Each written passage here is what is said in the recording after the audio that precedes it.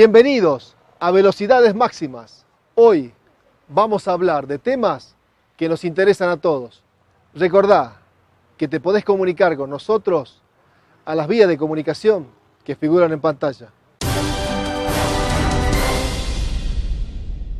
Estamos con el concejal David Leiva. Él es el vicepresidente primero del Consejo Deliberante de la ciudad de Salta. ¿Qué tal, David? Un gusto estar nuevamente contigo. Buenas tardes, bienvenido a un lugar que ya conoces, que te ha tenido siendo parte de esta institución, este Consejo Deliberante de la ciudad de Salta. Y bueno, como caja de resonancia de los problemas sociales de los vecinos de la ciudad, vos sos uno de los principales referentes hoy, de no solamente el Consejo, sino de muchos vecinos que ven en vos esa posibilidad de por lo menos que su problema se llegue a plantear en el recinto de deliberación y por ahí se visualice algún tipo de solución. David, estabas hace poco, te vi recorriendo con distintos miembros de tu partido, Memoria y Movilización, que ocupan distintos cargos a nivel municipal y provincial, recorriendo lo que sería la unión o la proyección de la circunvalación oeste. Para ello se hace necesario que las tierras que hoy ocupa el ejército se las cedan a la provincia, obviamente al municipio de Salta, para que se pueda continuar con la traza original de esa famosa autopista oeste, que me gustaría que me cuentes qué es lo que hacían ahí recorriendo lo que sería la futura traza y cuáles son las gestiones que están llevando adelante para que eso se concrete. Bueno, básicamente reunirnos con quien hoy es diputado nacional, Javier David, hablar sobre un proyecto que ya tiene media sanción, que ha sido presentado por el senador Romero hace unos años atrás, que ya ha sido aprobado en el Senado de la Nación y que hoy se encuentra en Cámara de Diputados. Un proyecto que habilitaría, como lo decías vos, a la continuación del trazado de lo que hoy es Circunvalación Oeste y unirlo en un punto con Avenida Bolivia. Esta parte o esta traza sería en la Circunvalación Noroeste, que daría lugar un poco al hecho puntual de empezar a descongestionar este tránsito que a veces se torna tan caótico en la ciudad. Me parece que estas conexiones o estas vías de acceso en cuanto a entender que se va a poder transitar de sur a norte, norte a sur y en ese de sentido, este a oeste, y lógicamente darle a la gente, a los vecinos, la posibilidad de poder tener vías más rápidas de acceso, que el tránsito pesado, ese tránsito que a veces al tener ingreso a lo que es el micro y macrocentro destruye lo que se va de alguna manera reparando.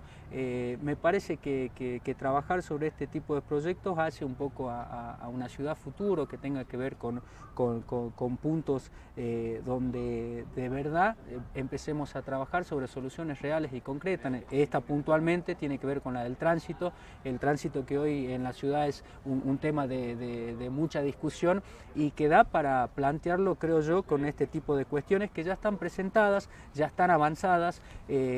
Hablar del trazado puntualmente sobre los terrenos del ejército tiene que ver con, de alguna manera, trabajar en algo que hoy nos significa un gran problema a los salteños, ¿no? Y en ese sentido, David, ¿cuál es el estado parlamentario que tiene esta posibilidad de continuar su traza? Por eso creo que ustedes han hecho una petición a los legisladores nacionales de la provincia de Salta, ¿no? Así es. Bueno, la presentación puntual desde el Consejo es que ellos puedan gestionar el tratamiento ya del proyecto en el recinto, en la Cámara Nacional de Diputados, para que esto pueda tener su aprobación. Entendemos también que por su parte el municipio ha iniciado otras tratativas y gestiones para que esto también se pueda habilitar de la misma manera. Más allá de cuál sea la gestión que se dé primero, me parece importantísimo que podamos trabajar todos. Nosotros desde el Consejo Deliberante haciendo puntualmente una petición a nuestros legisladores, los legisladores desde su lugar trabajando, el intendente y desde la municipalidad también. Yo creo que este tejido de redes y poder plantear una temática problemática en definitiva, que puede ser tener un resultado y darle de alguna manera una solución a una cuestión que vivimos a diario, me parece muy importante, dejando de lado banderías. Creo yo que poner y puntualizar el trabajo y el esfuerzo de cada uno hace que realmente la gente pueda notar que estamos de alguna manera discutiendo sobre los problemas reales y concretos que tiene la ciudad, ¿no? Mira, David, eso que acabas de decir, son justamente esas acciones de la política que fortalece nuestro sistema democrático republicano, digamos, esto de que cada uno respete la voluntad popular, digamos. Si la gente ha querido que David Leiva sea hoy concejal de la ciudad, que sea reelecto, que sea hoy vicepresidente primero, que Matías Canepa sea el presidente del consejo, que los legisladores sean lo que sean y representen a los partidos que sean. Bueno, eso es ser parte de una sociedad madura, democrática y sobre todo que seamos respetuosos de los republicanos, digamos, de la cosa de todos, digamos. Tal cual.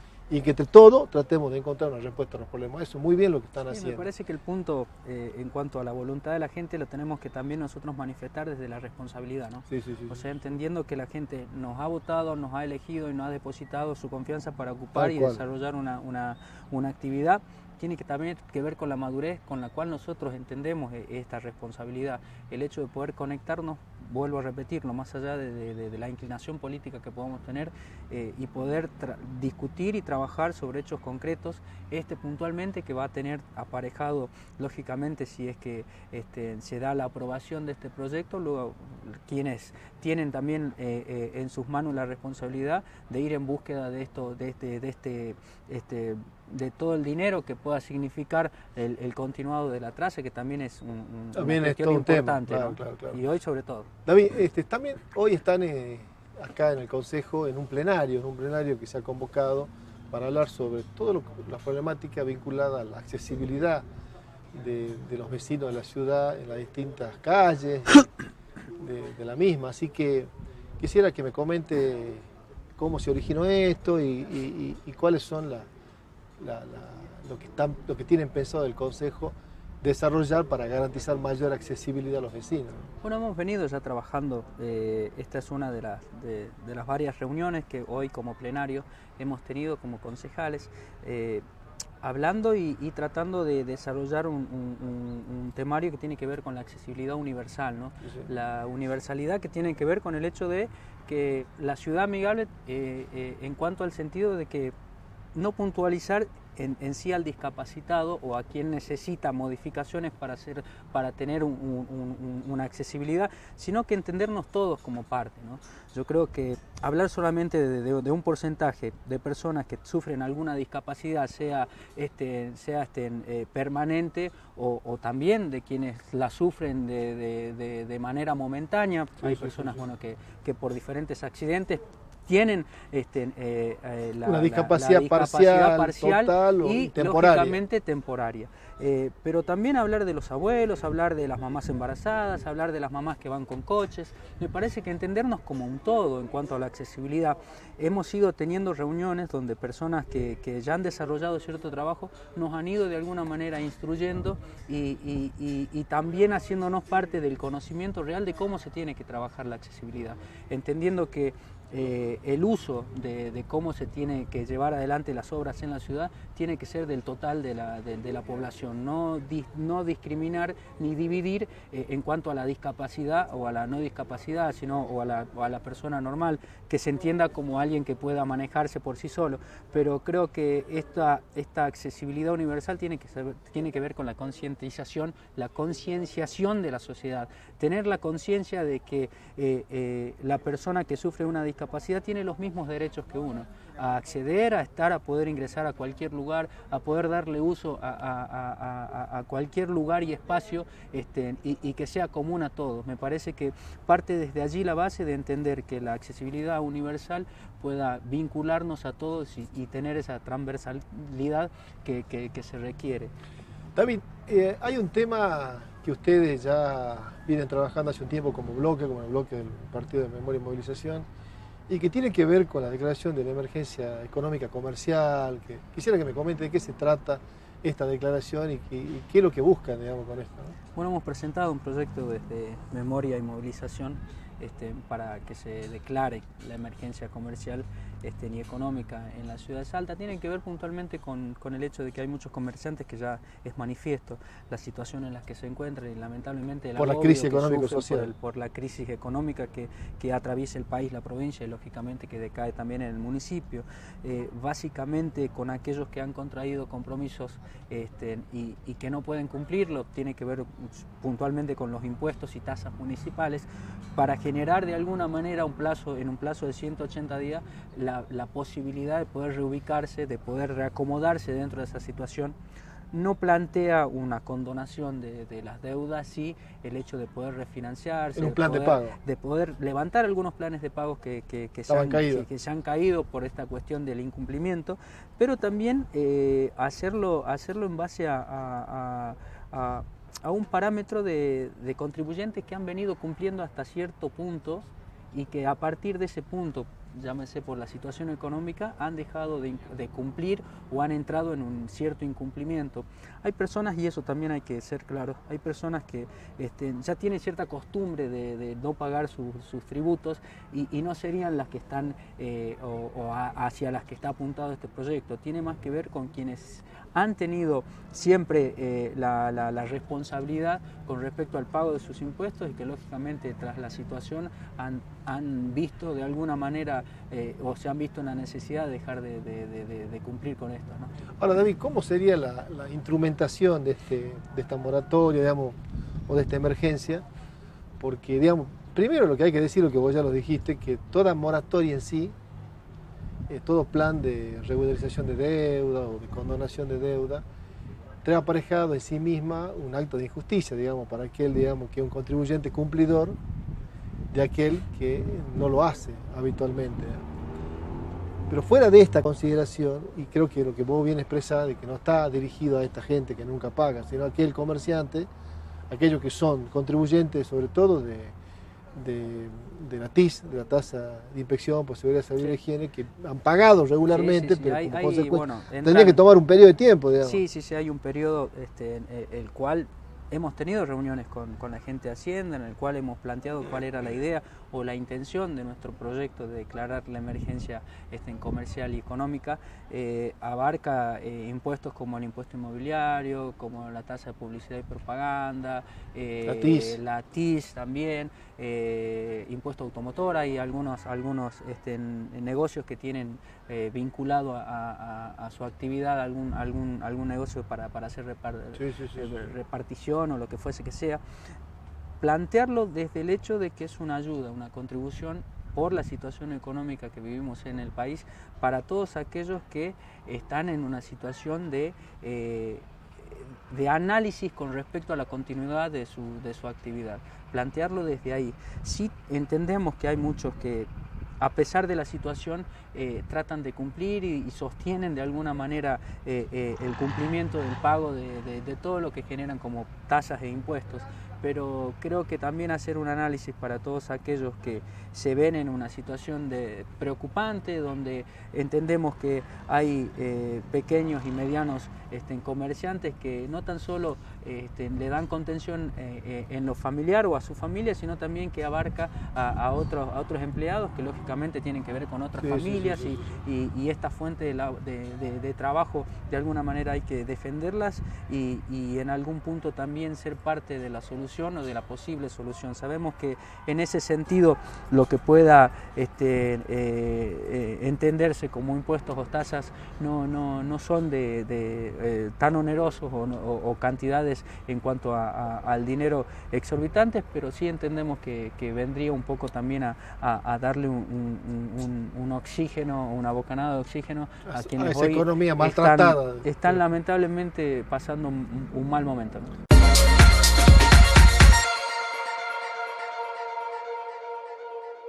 Plan de padrinazgo de espacios verdes. En tu ciudad destacamos el compromiso ciudadano. Ya son 35 los espacios verdes cuidados por empresas locales.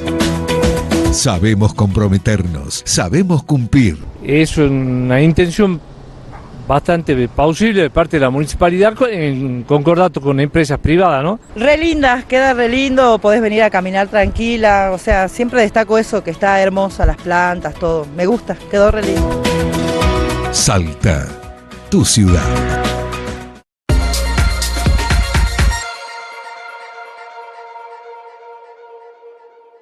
Estamos con el periodista David Jañó. Hola David, ¿Cómo un estás? gusto estar nuevamente contigo.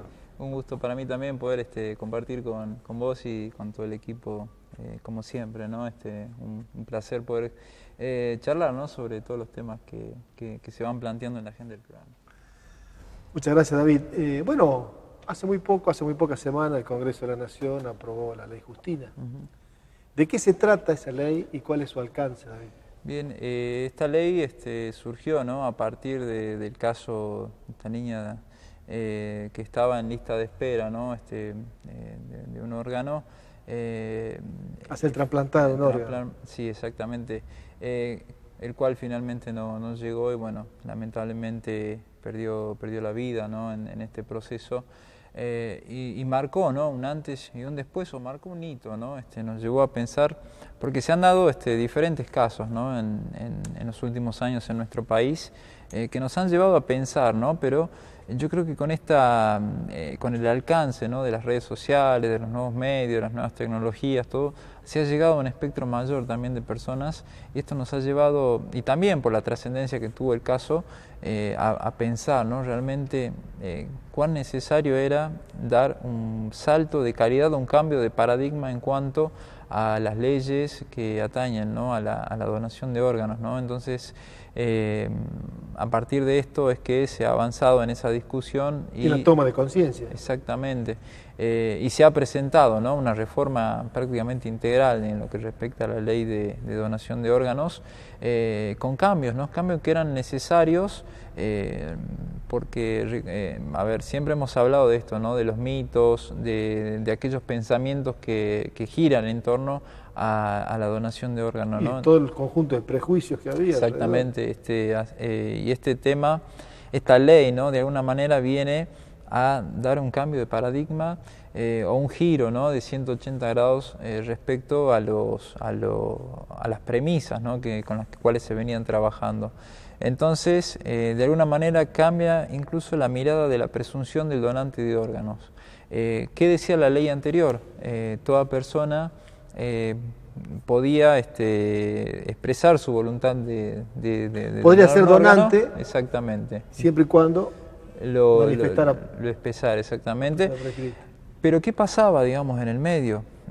Una vez que muchas de estas personas fallecían, se planteaba, se abría otra discusión, ¿no? La discusión con el grupo familiar, con el grupo de amigos, que son posturas hasta totalmente respetables, ¿no? La opinión de la familia, pero de alguna manera en algunos casos se contradecía la voluntad familiar respecto de lo que expresaba la persona en vida, ¿no? O sea, por ejemplo, yo he manifestado mi voluntad y en algún punto, una vez que fallezco, mi familia decide no continuar con eso. Entonces esto producía, ¿no?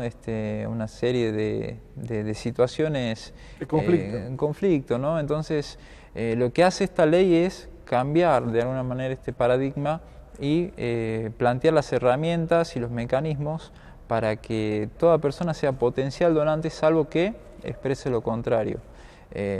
Esto me parece que ha sido un avance muy importante, ¿no? Teniendo en cuenta que las instancias, ¿no? Uno a lo largo de su vida va a tener que realizar desde un cambio de documento hasta el trámite de la licencia de conducir, un pasaporte. Cuando vas a votar te encontrás con stands del CUCAI en las escuelas. Entonces como que tenés diferentes instancias para... cuando vas a renovar la licencia nacional de conducir. Exactamente, para expresar tu voluntad por la negativa, o bueno, ya en algunos casos también ha quedado manifiesto la positiva, pero de alguna manera esto viene también a respetar o a garantizar, ¿no? El respeto por la decisión de la persona que ha decidido expresarse a favor de la donación de órganos, ¿no? Y yo creo que es algo muy necesario, ¿no? También se han avanzado sobre otros temas, también como por ejemplo la cobertura, ¿no? Respecto a a los pacientes. En muchos casos mucha gente estaba en su momento en la lista de esperas, pero a veces se dificultaba su traslado, a veces no contaban con las instalaciones adecuadas en la provincia en la que residía, y eso también traía aparejado una serie de situaciones que en muchos casos no permitían que lleguen al trasplante. Bueno, la ley lo que hace es instar, ¿no? Insta a crear lugares adecuados, ¿no? Instalaciones en las cuales se puedan realizar los trasplantes, también con un financiamiento, ¿no? Por parte del Ministerio de Salud, para acompañar, ¿no? A las provincias en este sentido. Afortunadamente nuestra provincia cuenta, ¿no? con estas instalaciones, incluso cuenta con centros de avanzada, ¿no? Respecto de otras provincias de la región, con lo cual es hasta beneficioso, ¿no? para aquellos pacientes o personas que estén en lista de espera. Ahora, David, ¿cuál es el momento en que se debe producir el trasplante de órganos? Porque hay mucho por ahí desconocimiento de la gente en general, de que cuál es el momento, digamos, cuando vos morís y en esos segundos, en esos minutos después de tu muerte en el hospital es cuando tiene que producirse la ablación de los órganos y luego el posterior trasplante. Bien, responde esta ley, lo que hace también es abocarse a esa cuestión, ¿no? Porque, a ver, estaba este mito, ¿no? De que, bueno, que quizás no van a hacer lo necesario para salvarme la vida, o si estoy en la lista de espera puede pasar esto. Claro. Entonces, se establecen una serie de protocolos para justamente, ¿no? Ser lo más transparente posibles y hacer todo lo necesario para salvar la vida de la persona, que al fin de cuentas es lo que importa en ese momento también, ¿no? Entonces, una vez que se produce el fallecimiento, que se constata, que se registra, y esta persona de alguna manera es un donante, se produce la ablación, ¿no? Es toda una serie de dispositivos que están establecidos, ¿no? Para que se llegue un protocolo, claro, para que se garantice y para que se pueda ganar el tiempo necesario para que se realice tanto la ablación como para que se realice el trasplante en tiempo y forma, y para eso, bueno, es una tarea maratónica, ¿no? Que hacen en muchos casos tanto el CUCAI como los diferentes organismos que intervienen, ¿no? En esos procesos. Así que, bueno, hay toda una serie de protocolos, hay una serie de mecanismos que están establecidos y que también se potencian a través de esta nueva legislación, como lo es también, por ejemplo, hay, bueno, en nuestro país hay alrededor de 10.000 personas en diálisis, por ejemplo. Te doy, por mencionarte un dato, sí. Entonces, ¿qué hacen? Se crea un registro en donde los profesionales médicos tienen que informar cuándo una persona va a ingresar en tratamiento de diálisis y cuándo esta persona vaya, ¿no? o se constate que esta persona necesita potencialmente un trasplante al corto, mediano o largo plazo. Entonces, yo creo que esto también ayuda a clarificar, ¿no? Muchas situaciones de la realidad que quizás con el tipo de trabajo que se venía haciendo no alcanzaba, no se llegaba a cubrir la gran necesidad que hay en nuestro país, ¿no? Recordemos que... Eso te quería preguntar, ¿vos tenés datos del CUCAI sobre la cantidad de personas que están en espera de un trasplante? ¿No? En lista de espera a nivel nacional son 7.700 personas, pero después eso también, estas son personas que necesitan un trasplante de órganos, después sumando tejidos y otro tipo de necesidades, son alrededor de 11.000 personas, ¿no? Que ya están en lista. Están en lista, exactamente.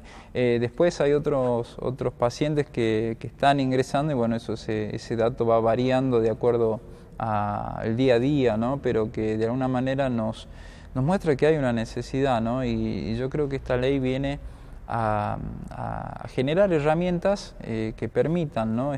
Abordar esta realidad que así lo necesitaba, ¿no? Y también, ¿no? Yo creo que ahora, bueno, está todos estos miedos mitos alrededor de la ley que son de alguna manera entendibles, ¿no?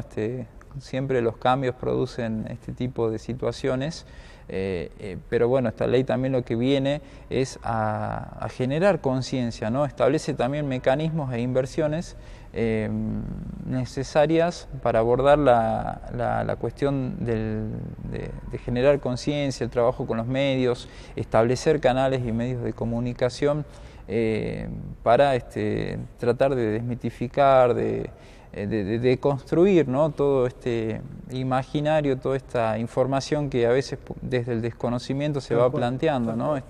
Ahora, David, cuando se logró aprobar esta ley, la ley Justina, me imagino todo lo que debe haber pasado por tu cabeza después de tantos años de lucha tuya, de tu familia. ¿Por qué no nos contás cuál fue tu vivencia en tal sentido y cómo has vivido todo este proceso de la ley? Sí, ha sido, bueno, bastante emotivo, ¿no? En cierto punto. Yo recuerdo que durante el tratamiento en la Cámara de Diputados de la Nación se había planteado, bueno, un legislador salteño, ¿no? El diputado nacional Pablo Cosiner, él compartía su vivencia personal, ¿no? Él ha perdido un hijo esperando, ¿no? Un trasplante, y él decía, bueno, esto podríamos haberlo llamado también la ley Juan Pablo, ¿no? Y yo también, de alguna manera, lo sentíamos así, ¿no? Porque también podría haberse llamado la ley Abigail, que era el nombre de mi hermana, que ella atravesó, ¿no? Todo este proceso desde una enfermedad renal crónica y estuvo, ¿no? En diferentes etapas de esta enfermedad en lista de espera. Ella lamentablemente no llegó a poder recibir el órgano que necesitaba, entonces de alguna manera te marca, ¿no? y te lleva desde vivir o recordar, rememorar todo lo que uno ha vivido, hasta de alguna manera decir, bueno, qué bueno que se está avanzando y que esto que nos ha pasado a nosotros como familia, esperemos, ¿no?, que a partir de estas nuevas herramientas otras familias no tengan que pasar por esta situación. Así que ha sido algo muy intenso, ¿no? Algo muy emotivo, pero bueno, esperemos que, y eso lo hablábamos también con otros pacientes o familiares que han atravesado la misma situación, que esta ley de alguna manera permita avanzar en esto, ¿no? Que el día de mañana cambiemos esa mirada que tenemos como sociedad, no solamente sobre esto, sobre la donación de sangre, imagínate también sobre algo que puede ser tan sencillo, a veces es necesario, ¿no? A veces informarse o interiorizarse para dar ese paso. Entonces yo creo que tenemos que avanzar en ese sentido y que podamos llegar a ese acto, ¿no? de todo amor. El trabajo que viene haciendo el Centro de Hemoterapia en Salta sobre la donación de sangre y es muy importante, ¿no? Así que es muy bueno lo que estás diciendo, David. Sí, y es necesario también hablarlo como familias, ¿no? A veces hablarlo, son esos temas que incomodan, ¿no? Porque a veces también te llevan a hablar de la muerte, ¿no? Pero qué importante es poder hablar estos temas en vida y que la familia entienda, ¿no? Que sepa, ¿no? Cuál es nuestra visión, por qué queremos hacerlo, o por qué no, también pueden ser temas de discusión, pero que son muy, muy necesarios, ¿no? Son esas conversaciones que incomodan, pero que son necesarias poder tenerlas en muchos casos, ¿no?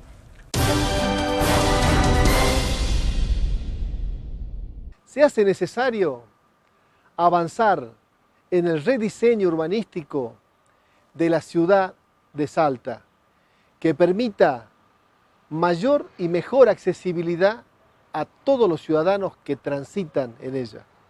A este programa y todos los anteriores lo podés encontrar en nuestro canal de YouTube. Búscalo como Velocidades Máximas Salta. Esto fue Velocidades Máximas. Nos encontramos en el próximo programa.